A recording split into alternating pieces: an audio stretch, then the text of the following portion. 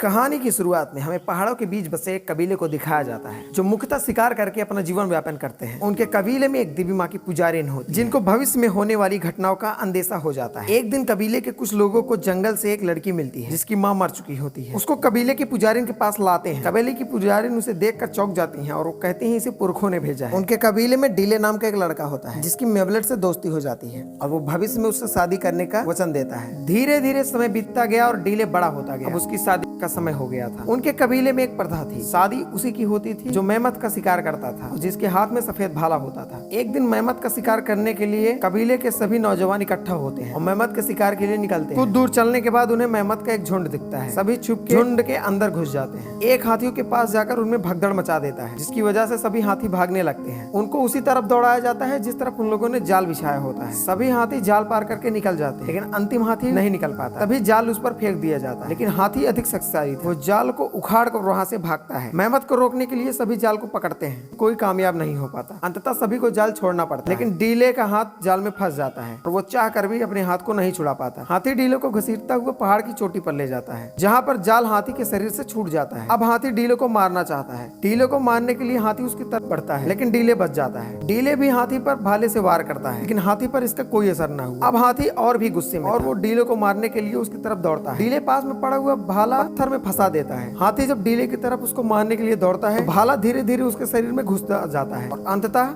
मेमत अपना दम तोड़ देता है और नीचे गिर जाता है और डीले भी मेमत के नीचे दब जाता है। और तभी उसके कबीले के सभी लोग वहाँ पर पहुँचते हैं। उसको डीले वहाँ पर नहीं दिखता लेकिन मरा हुआ मेमत वहाँ पर होता है। एक शिकारी की नजर डीले के हाथ पर जाती है जो मेमत के नीचे से हिल रही है। सभी ने खींच के डीले को बाहर निकाला और सभी डीले को शाबाशी देने लगे। सबको लगा कि डीले ने उसको अपनी बहादुरी से मारा है लेकिन बस ये तो एक संजोग था कि मेमत मर गया। कबीले के सारे लोग वहां पर पहुंच जाते हैं और डीले को सफेद भाला देकर सम्मानित करते हैं। साथ ही उसकी स्त्री भी उसे दे दी जाती है। अब कबीले में डीले का बहुत सम्मान होता है। डीले को सभी इज्जत से बुलाते हैं। डीले के कबीले में बहुत खुशहाली थी, सभी खुश थे। लेकिन एक रात ऐसा कुछ हुआ जिससे उनका जीवन ही बदल गया। रात में सभी सो रहे थे। अचानक कुछ घोड़े पर सवार हथियारबंद लोग वहाँ पर आते हैं और उनके पूरे कबीले को आग के हवाले कर देते हैं और वहाँ के पुरुषों एवं महिलाओं को अपना बंदी बना लेते हैं और अपने साथ कहीं ले जाते हैं। संजोग से जिस वक्त उनके कबीले पर हमला होता है डीले कबीले से दूर सो रहा था लेकिन लोगों की आवाज सुनकर वो उनकी तरफ दौड़ता है लेकिन वो कुछ नहीं कर पाता। तब तक बहुत देर हो चुकी। सिपाही लोगों के साथ साथ मेवलेट को भी अपने साथ ले जाते हैं। ये सब देखते हुए भी डीले कुछ नहीं कर पाता। अब उसके जीवन का सिर्फ एक उद्देश्य इसी तरीके से मेवलेट को वापस लाना।